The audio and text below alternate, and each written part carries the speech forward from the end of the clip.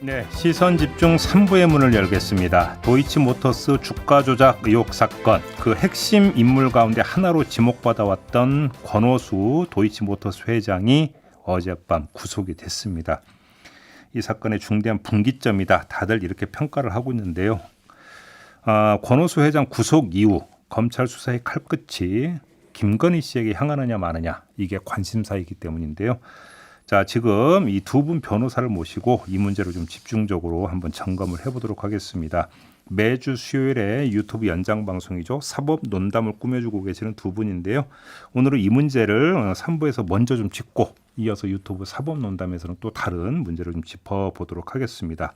두 분 소개를 해드리죠. 박지훈 변호사 모셨고요. 어서 오세요. 안녕하세요. 천하람 변호사 모셨습니다. 어서 오세요. 예, 전남 순천의 천하람입니다. 네. 자, 우리 애청자 여러분들의 좀 이해를 돕기 위해서 먼저 박지훈 변호사께 뭐 대예언까지 해오셨던 분이기 때문에 아유, 예, 그럼요. 권오수 회장이 받아왔던 혐의가 뭔지 일단 이걸 좀 알아야 될 것 같아요. 기본적으로 주식 투자는 공정한 어떤 경쟁을 해서 해야 됩니다. 네. 근데 그 과정에서 어떤 시가를 올리기 위해서 조종을 한다든지 허위 정보를 공개한다든지 이건 자본시장법에서 시세 조정 등을 처벌하도록 돼 있는데 네. 가장 중요한 것은 이 권오수 회장이 도이치모터스 주가를 올리기 위해서 그릇된 정보는 공개하고 또 허위 매수하는 것처럼 하고 실제로 많이 매수하다가 빼기도 하고 이런 시세 조정을 했다는 혐의입니다. 그래서 실제로 한 1,500여만 주 636억 원 상당을 직접 사거나 불법 매수 유도를 했다는 자본시장법 그 위반이고요. 그래서 그것을 하기 위해서 혼자 못하니까 이른바 선수라고 우리는 표현합니다. 그 업계에서는 작전 실행하는 사람들. 이정필 씨가 이번에 검거된 이정필 씨가 선수 중에 하나고요. 선수들하고 같이 또 돈을 모아야 되니까 전주들하고 같이 했던 그런 사건입니다. 그러면 그러니까 구속영장을 발부를 했다는 것은 주가 조작이 있었다라고 법원도 판단을 했다, 이렇게 보면 되는 건가요? 그러니까 물론 우리가 이제 이론적으로는 무죄 추정의 원칙이 적용되기 때문에 뭐 구속영장이 나왔다고 해서 꼭 죄가 있다 이렇게 단정하면은 안 물론 되는 안 거긴 되겠죠. 합니다. 네. 그렇지만 이제 현실적으로 놓고 보면 권오수 회장이 구속된 것도 있고 그 외에 다른 가담자들도 이미 두 그렇죠. 명이 또 구속이 됐고 그래서 법원에서 이렇게 꽤 오래된 2010년 정도죠. 그 2009년 정도부터 했던 어떤 범죄 행위에 대해서 이렇게 적극적으로 구속영장을 발부하고 있다라는 얘기는 최소한 사건의 실체가 있다라고 네. 보는 것이 맞습니다. 어차피 이제 구속영장 뭔가 발부를 할 때 이제 중요한 판단 요건 가운데 하나가 이제 그 범죄가 얼마나 소명됐는가, 네. 그렇죠. 바로 이 기본이죠, 점이니까. 네. 검찰 수사에서 그러니까 주가 조작이라고 하는 범죄가 상당 부분 소명이 됐다. 네. 일단 이렇게 판단한 것으로 우리는 깔고 전제로 그렇죠. 깔고 지금부터 좀 이야기를 시작을 해야 될 것 같은데요. 그러면 일단 권오수 회장이 거의 이제 주도를 해서 그렇죠. 선수들을 동원해서 주가 조작이 있었다. 네. 자, 그러니까 이렇게 이제 봐야 되는 건데, 그러면 이제 관심사는 이거 아니겠습니까? 자, 또 하나의 문제, 조금 전에 박준 변호사가 이야기했던 이정필이라고 하는 사람, 영장 실질 심사에 갑자기 불출석하고 잠적해 버렸던. 예. 근데 12일에 다시 검거를 했다는 거 아니겠습니까? 이 사람은 왜 중요한 겁니까? 이 사람이 이제 이른바 돈을 모으는 사람입니다. 그리고 우리 선수라는 게 뭐냐 하면 네. 뭐 여러 가지 방식으로 시세 조정을 하고 그렇게 주가를 부양했거나 올리거나 하는데 실제로 막 매집을 하기도 하고요. 네. 동시에 팔기도 하고요. 그런 역할을 하는 사람인데 이정필이 여기서 좀 중요한 거는 뭐냐면 돈을 좀 모아왔다라는 거예요. 주식을 모아오든 돈을 모아오든 지금 가장 혐의점을 두고 있는 게 특히 이제 윤석열 후보의 처인 김건희 씨 부분이거든요. 네. 2009년 10년 그 당시에 10억 원 상당의 현금도 받았고 또 주식도 받아가지고 네. 그것을 이번 시세 조정하는데 활용한 게 아니냐라고 해서 가장 중요한 사람으로 좀 지목되고 있는 상황입니다. 그러면 지금까지 나왔던 의혹 보도를 종합을 하면 김건희 씨와 권오수 회장은 평소 알고 지내는 사이인데 권오수 회장이 이른바 그 선수인 이정필 씨를 김건희 씨한테 소개를 해줬다. 이게 지금 이제 의혹의 핵심 아니겠습니까? 그건 또 인정을 좀 했어요, 일부는. 네. 그러면 이정필 씨가 검거가 됐으면 그러면 권오수 회장의 소개를 받아서 이제 관계가 형성이 된 이정필 씨와 김건희 씨가 어디까지 그러면 이야기가 왔고 어떤 일이 있었는가? 그러니까 이게 이제 핵심이 되는 거죠. 그렇죠. 사실 여기에 대해서는 그 윤석열 후보도 그 국민의힘 경선 과정에서 이런저런 얘기를 좀 해놨습니다. 예. 그 이정필 씨가 뭐 그 워낙 경력이 좋다, 뭐 무슨 골드만삭스 출신이다라고 해서 자기가 이 사람한테 위탁 관리를 좀 맡기면 괜찮을 것 같다. 그러니까 10억이든 통장을 맡겼다. 그렇죠. 뭐 그런 그거죠? 식으로 해서 위탁을 맡겼는데 예. 여기에 대해서 손실만 봐서 그러다 보니까 이제 김건희 씨가 더 이상 여기에 맡기면 안 되겠다 싶어서 돈을 뺐고 그 후에는 뭐 특별한 인연이 없었다. 이런 얘기를 내놨고요. 그러니까 이제 당시에도 그 윤석열 후보가 지속적으로 얘기한 것도 당시에 주식 투자 내역이라든지 이런 거를 뭐 다 공직자 재산 관리 그 재산 보고를 할 때 다 얘기를 했기 때문에 네. 우리가 뭐 이걸 통해서 어떤 큰 이득을 보거나 이런 것도 없었고 뭐 주가 조작이라든지 이런 부분에 대해서는 자기들은 알지 못한다 이런 입장으로 이해가 됩니다. 아니, 그럼 집중적으로 한번 그 얘기를 해보죠. 그럼 하나하나 좀 네. 짚었으면 좋겠는데 첫째, 김건희 씨가 이정필 씨에게 10억이 든 통장을 맡겼다라고 하는 행위는 어떻게 이해를 해야 되는 겁니까? 일단은 이게 수시조 조정이 한 사람은 당연히 처벌이 되지만 예.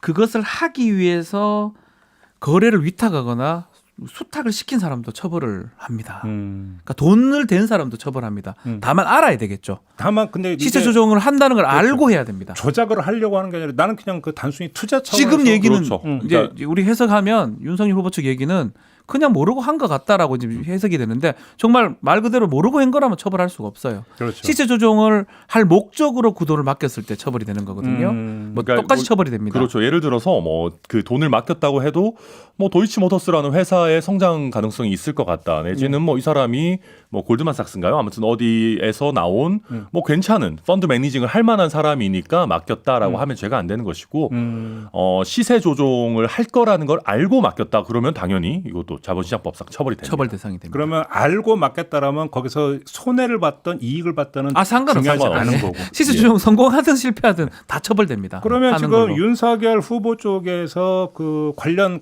통장 내역을 공개한 적이 네. 있지 않습니까? 네. 그러면 그거는 결정적 물증은 안 된다는 이야기로도 연결이 되는 거죠. 그렇죠. 사실은 알았느냐 몰랐느냐가 중요한 거고 돈을 벌었느냐 안 벌었느냐 사실 그렇게 중요한 게 하지 아닙니다. 않습니다. 그러다 보니까 이제 여러 언론에서도 그 이모 씨가 뭐 이름 이미 이정필 씨가 가장 중요한 거죠. 네, 정말로 김건희 씨로부터 돈을 받을 때 어떻게 얘기를 하고 돈을 받은 거냐. 결국은 딱 그거 하나네요. 예, 그게 제일 큰 그래서 쟁점입니다. 제가 뭐 계속 얘기를 했지만 이정필 씨 얘기를 그걸 듣질 않으면 김건희 씨를 부르거나 뭐 더 나아가서 김건희 씨를 피해자로 하기 쉽지도 않아요. 그러면 여기서 결국은 이제 키맨은 권오수 회장은 그럼 어떤 차원에서 이정필 씨를 김건희 씨한테 소개해 줬느냐. 그렇죠. 이게 그렇죠. 일단 그럼 동기가 하나가 이제 성립이 그때도 되는 뭔가 시세 조정과 관련한 얘기를 했느냐. 안 했느냐 이게 네. 중요해요. 그다음에 이정필 씨와 김건희 씨 사이에 그럼 통장을 맡기고 하는 과정에서 시세 조정 이야기가 있었느냐 없었느냐. 이 두 가지네요. 근데 실제로 뭐 없었다 하더라도 객관적으로 어떤 추정되는 증거가 있다 그러면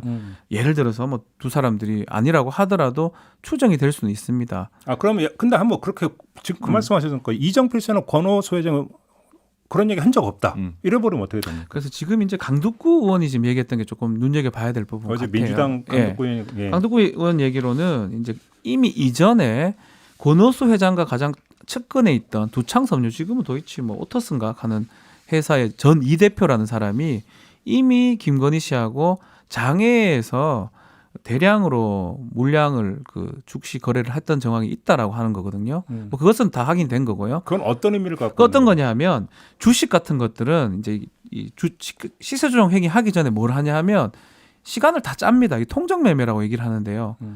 일부러 언제 몇 주를 사고 팔기로 계약을 해요. 그래서 오. 우리 개미들이 봤을 때는 동시에 막 주가가 팍 오르면 왜 그래 하냐면 선수들끼리 모여서 계속 막 사거든요. 서서 컴퓨터 여러 대 열을 해가지고 이렇게. 예전입니다. 요새는 잘 그래 안 하는데. 그렇죠, 그러겠죠. 그럼 개미들 보면 오야 주가 오른다.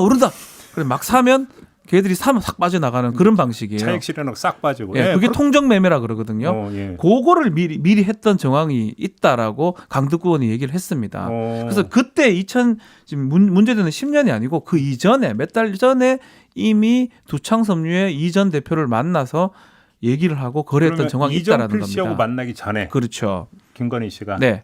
그렇다면 뭐 두 개가 연결될지는 뭐 알 수는 없지만 이미 시세 조정이라든지 이런 데에서 충분히 개입이 된 거 아니냐라는 게 이제 강두구 의원 얘기입니다. 근데 이제 뭐 그거는 아까도 얘기했지만 돈을 벌었느냐 안 벌었느냐 예전 거래에 참여했느냐 안 참여했느냐는 사실 좀 부차적인 부분이에요. 시세 조정을 알았느냐가 중요한 거고. 그러니까 도이치모터스 같은 회사는 당시에도 뭐 비상장이긴 했지만 예를 들어서 뭐 좀 그 외제차에 관한 어떤 시장이 계속 성장하고 있는 상황이었기 때문에 네. 그냥 뭐 좋은 투자처라고 생각했을 가능성도 있고요. 네.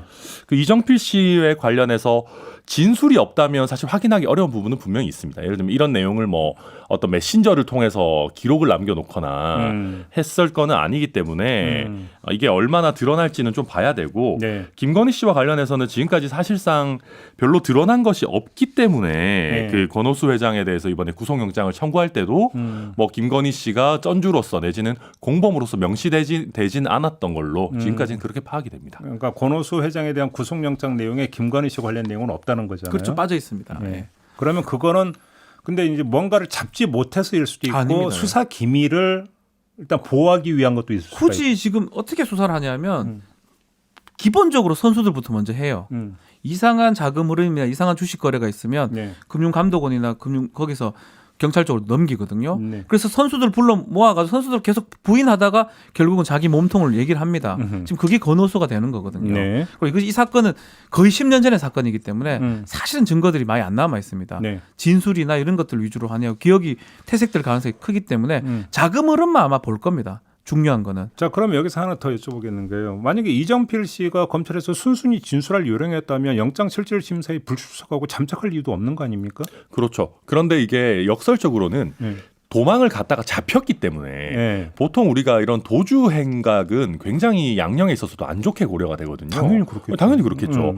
그러다 보니까 만약에 이정필 씨가 어떤 엄벌에 처해질 위험성을 본인이 느낀다. 아, 그러면 또 일종의 플리바게닝이라고 그렇죠. 해서 네. 진술을 하나 해주는 대신에 뭐 형량을 정영학 회계사가 마치 이렇게 입을 막 열듯이 아, 또 그럴 여지가 있습니까? 약간 오. 왜냐하면 도주 사실 자체는 사실은 잡히고 나면은 굉장히 안 좋게 작용을 하기 때문에 그렇겠죠. 그럴 위험성도 분명 그럴 어떤 여지도 있습니다. 아, 네. 그럼 권오수 회장이 또 어떤 진술했을 가능성은 어떻게 보십니까?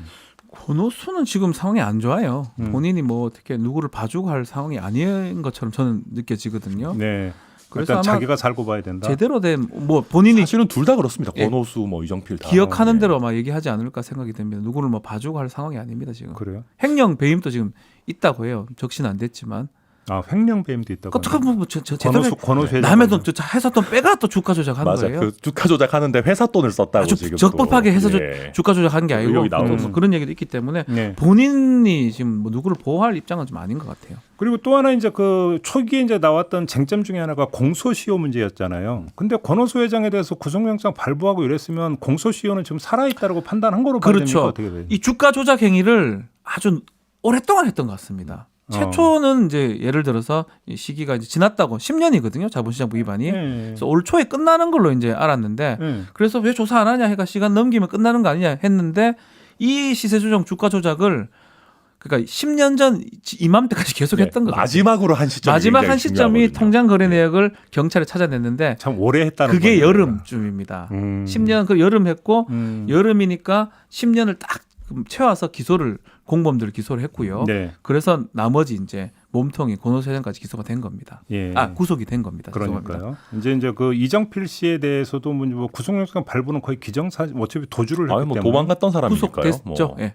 됐고. 예, 됐죠. 그럼 이제 마지막 남은 수수는 김건희 씨 조사잖아요. 그렇죠. 그게 남았습니다. 임박했다고 봐야 됩니까? 그 저번에 예언을 하셨던 박사님 그거는 제가 박 이렇게 변호사님 얘기할게요. 예언한 시점은 이미 지났죠, 사실. 9월 달에 예. 9월 달에 이 씨가 영장 청구가 됐었는데 도주할 우려가 없대 가지고 보내줬잖아요. 도주했어요. 예. 이게 때부터 문제인 거예요.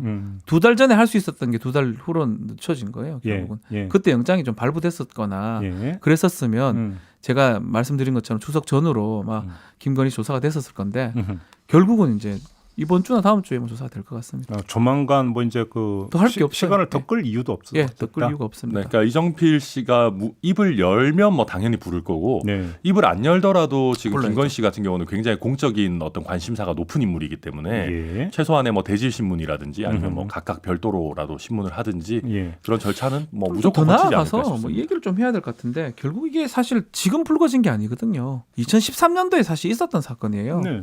당시에도 이제 뭐 전주 모 씨 아니면 선수들이 자필을 하면서 이거 문제가 된다라고 경찰에 얘기를 해가지고 경찰이 내사를 하다가 내사를 금감원의 자료를 받아야 됩니다. 주식 자료를. 그게 거부가 돼가지고 조사가 끊겼던 사건입니다. 그렇죠. 예. 근데 그때 이제 혹시나 뭐 그때 결혼했는지는 모르겠는데 또 윤석열 후보가 또 검사였지 않습니까? 또 어떤 뭐 상관성이 있는 게 아니냐. 이것까지 사실 또 문제가 되는 상황이 아닌가. 근데 이거는 사실은 저도 얘기하고 싶은 게 이거는 뭐 거의 의혹 제기 수준이고요. 그러니까 이게 그 윤석열 후보가 사실은 그 현재 정부 여당의 주적이 된 지 꽤 오래된 상황이기 때문에 아직까지도 밝혀진 사실은 없다. 요거는 저희가 말씀드려야 될 것 같습니다. 알겠습니다. 자, 그러면 마지막으로 한번 이걸 여쭤볼게요. 이정필 씨의 입 말고 만약에 주가 조작에 가담을 했다고 가정을 한다면 그걸 입증할 수 있는 물증이 있을 수 있을까요? 예, 지금 저는 입은 보충 자료라고 생각하거든요. 네. 입이 있으면 확실해지는 거고요. 예. 지금 금전 거래로 봤을 때는 일반인이면 당연히 그렇게 의심을 받고 근데 기소 가능성이 아까도 높습니다. 얘기했지만 뭐 이제 통장을 10억 원 통장을 맡기는 것은 단순 투자 차원이었더라고도 그러니까 주장할 수 있는 여지는 얼마든지 정말 있는 거죠. 그것만 있으면 다행인데 그럼 그거 말고 다른 뭐가 있다는 많을 것 같아요. 통장 예를 들어서 뭐 장모도 끼어들 수도 있고요. 예. 그래서 어떤 똑같은 IP에 접속했다든지 아니면 주된 주식 거래를 많이 했다든지 그리고 거기에서 시세 조정이 일어났다면 쫀주로서 아니면 위탁했던 사람으로서 추정으로까지는 안 되겠지만 네. 보기 쉽다라는 거죠. 저는 좀 생각이 다른 게요. 만약에 그때 당시에 시세 조정의 어떤 결과 같은 것들을 보고를 받았다.